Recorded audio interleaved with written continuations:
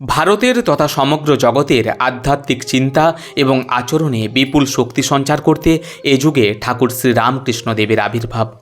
শ্রীরামকৃষ্ণদেব এসেছিলেন ঈশ্বর প্রেম, ত্যাগ, সেবা এবং সর্বধর্ম সমন্বয়ের জীবন্ত বিগ্রহ রূপে। ঠাকুরের অভয়বাণী, যার শেষ জন্ম তাকে এখানে আসতেই হবে, অর্থাৎ শ্রীরামকৃষ্ণ জীবনাদর্শে আকৃষ্ট হতেই হবে।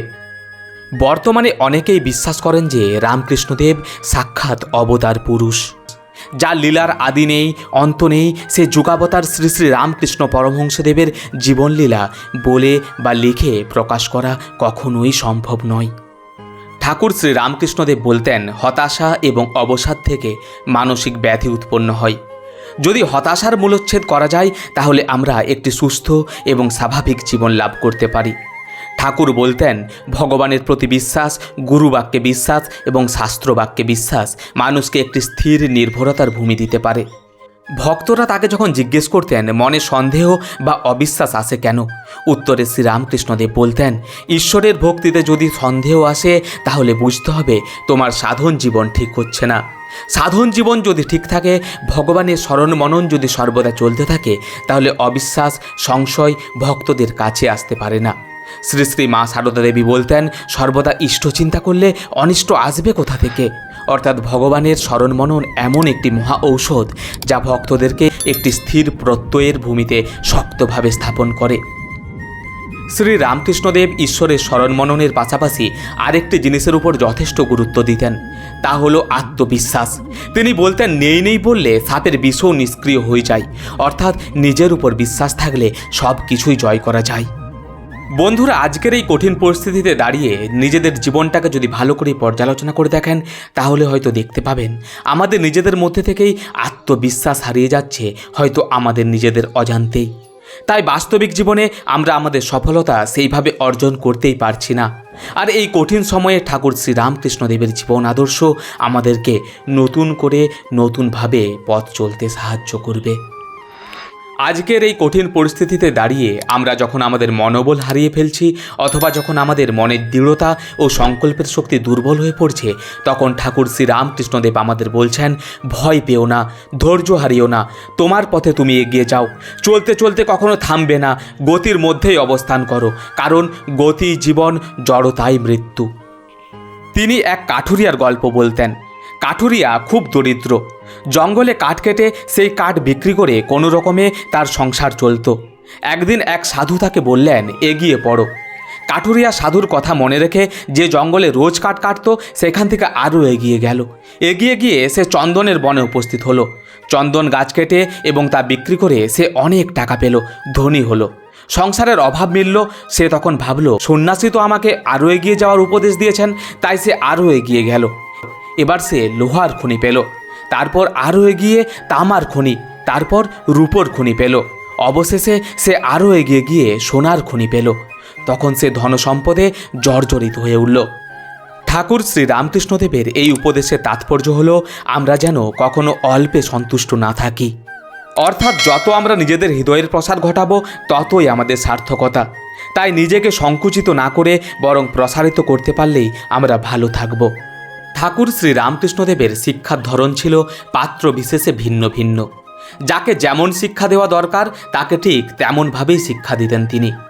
আজ তেমনই একটি ঘটনার কথা আপনাদেরকে জানাবো। আশা করব সেটি আপনাদের প্রত্যেকের ভালো লাগবে। স্বামী নিরঞ্জনানন্দ ছিলেন ঠাকুরের একনিষ্ঠ ভক্ত। একদিন নৌকা করে তিনি দক্ষিণেশ্বরে আসছেন, আর সেই নৌকার মধ্যেই একদল লোক রামকৃষ্ণদেবের সম্পর্কে নানা কেচ্ছার কথা, নিন্দার কথা বলছে ফলাও করে। সেই কথা কানে যেতে স্বামী নিরঞ্জনানন্দ তাদের নিষেধ করলেন এমন কথা বলতে। কিন্তু তারা সেই কথা কানে তো নিলেনই না, বরং উল্টে আরও বেশি করে বলতে লাগলেন। স্বামী নিরঞ্জনানন্দজি তখন রেগে গিয়ে রুদ্রমূর্তি ধারণ করে বললেন, এত বড় স্পর্ধা, ঠাকুরের নামে বাজে কথা, আজ তোদের সবাইকে মাঝ গঙ্গাতেই রেখে যাব। স্বামীজির সেই রুদ্রমূর্তি দেখে সকলেই ভয় পেয়ে তাঁর হাতে পায়ে ধরে তাকে শান্ত করে নিজেদের জীবন রক্ষা করলেন। দক্ষিণেশ্বরে এসে ঠাকুরকে সব কথা খুলে বলতে ঠাকুর বললেন, দেখ দেখি কি কাণ্ড বাঁধিয়েছিলি, অন্যায় করলো দুই একজন, আর তুই কিনা দাঁড়ি মাঝি সমেত নৌকা শুদ্ধ ডুবিয়ে দিতে গেলি। রাগ্যে কখনো প্রশ্রয় দিতে নেই, বুঝলি? শুনে নিরঞ্জনানন্দজি মাথা হেঁট করলেন। আবার এই একই ঘটনার জন্যই ঠাকুর তার আরেক শিষ্য যোগিন মহারাজকে তিরস্কার করেছিলেন। তিনিও নৌকা করে দক্ষিণেশ্বর আসার সময় নৌকার মধ্যে একজন ঠাকুরের নামে নিন্দে করতে লাগলেন। তাই শুনে যোগিনের মনে বড় আঘাত লাগলো। মনে মনে তিনি ভাবলেন, লোকটি ঠাকুরের মর্ম বোঝে না, তাই ঠাকুরের নামে অমন নিন্দে করছে। দক্ষিণেশ্বরে এসে ঠাকুরকে সব কথা খুলে বললে যোগিন ভাবল ঠাকুর হয়তো কথাটি শুনে হেসে উড়িয়ে দেবেন, কিন্তু হলো তার বিপরীত। ঠাকুর বলে উঠলেন, সে কি রে, লোকটা তোর সামনে আমার নিন্দে করে গেল আর তুই চুপ করে শুনে এলি, প্রতিবাদটুকুও করলি না। শাস্ত্রে কি বলে জানিস না? শাস্ত্রে বলে গুরু নিন্দা শোনাও মহাপাপ, আর তুই কিনা অম্লান বদনে আমার নিন্দে শুনে চলে এলি। ঠাকুরের মুখে এই কথা শুনে যোগানন্দ চুপচাপ হয়ে গেল। ঠাকুর শ্রী রামকৃষ্ণদেব বলতেন, বিদ্যার অহংকার যারা করে, যারা জ্ঞান আর পাণ্ডিত্যের অহংকার করে, তারা সব কুঁয়োর ব্যাঙ। যার যতটুকু পুঁজি তাই নিয়েই বড়াই, যার যেমন দর তাই দিয়েই মূল্য করে পৃথিবীর অমূল্য সব রত্নের।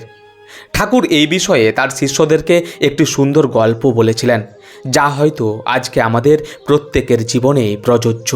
ঠাকুর বললেন, এক ভদ্রলোক তার চাকরের হাতে একটি হিরে দিয়ে বললেন, যা এই হিরেটি নিয়ে দর যাচাই করে আয়। প্রথমে বেগুনওয়ালার কাছে যাবি, সে কি দর দেয় আমাকে এসে বলবি। চাকর বেগুনওয়ালার কাছে গেল। সে হিরেটি নেড়ে চেড়ে দেখে বলল, আমি এর দামে 9 বেগুন দিতে পারি। চাকরটি বললে, এত কম, আর একটু ওঠো না, না হয় 10 দাও। বেগুনওয়ালা বলল, আমি বাজার দরের চেয়ে ঢের বেশি বলে ফেলেছি, এতে পোষায় তো দিয়ে যাও।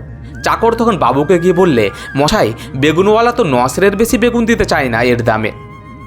বাবু বললেন, এবার কাপড়ওয়ালার কাছে যা, কাপড়ওয়ালার পুঁজি কিছু বেশি, দেখ সে কি বলে। চাকরটি কাপড়ওয়ালার কাছে গিয়ে হিরেটি দেখিয়ে বলল, ওহে, এটি নেবে, কত দাম দিতে পারো? কাপড়ওয়ালা নেড়ে চেড়ে দেখে বলল, হ্যাঁ, জিনিসটা ভালো বটে, এতে বেশ গয়না হতে পারে, তা আমি এর দরুন 900 টাকা দিতে পারি। চাকরটি বললেন, আর একটু ওঠো না, 1000 টাকা দাও। কাপড়ওয়ালা বললে, এর চেয়ে বেশি 1 পয়সাও নয়, আমি বেশি বলে ফেলেছি বাজার দরের চেয়ে। চাকর হিরেটি ফিরিয়ে নিয়ে এসে বাবুকে সব কথা বললে। বাবু হাসতে হাসতে বললেন, আচ্ছা, এবার জহুরির কাছে যা, সে কি বলে দেখ। চাকর হিরেটিকে নিয়ে জহুরিকে দেখালে। জহুরি একটু দেখেই একেবারে বললেন, এর দাম আমি 1,00,000 টাকা দেব। বন্ধুরা, ঠাকুর শ্রীরামকৃষ্ণদেবের প্রতিটি উপদেশ আমাদেরকে নতুন করে নতুনভাবে পথ চলতে সাহায্য করে। আজকের এই কঠিন সময়ে ঠাকুর শ্রীরামকৃষ্ণদেবের ভাব ও আদর্শ জগতের প্রতিটি মানুষকে এক নতুন আলোকের দিশা দেখাক, এই কামনা করি ঠাকুরের চরণে। আপনাদের মূল্যবান সময় ব্যয় করে সম্পূর্ণ ভিডিওটি দেখার জন্য আপনাদেরকে জানাই অসংখ্য ধন্যবাদ। ভিডিওটি ভালো লেগে থাকলে অবশ্যই ভিডিওটিতে লাইক করে আপনাদের মূল্যবান মতামত কমেন্ট বক্সে রেখে যাবেন, কারণ আপনাদের একটি মূল্যবান লাইক এবং কমেন্ট আমাদেরকে নতুন করে নতুনভাবে পথ চলতে সাহায্য করবে। বন্ধুরা, আপনারা যদি চ্যানেলটিতে নতুন হয়ে থাকেন তাহলে অবশ্যই চ্যানেলটিকে সাবস্ক্রাইব করে পাশে থাকা বেল আইকনটি প্রেস করুন, এরকম নতুন নতুন ভিডিওর আপডেট সবার আগে পেয়ে যাওয়ার জন্য। দেখা হবে আবার একটি নতুন ভিডিওতে। ততক্ষণ সবাই ভালো থাকুন, সুস্থ থাকুন।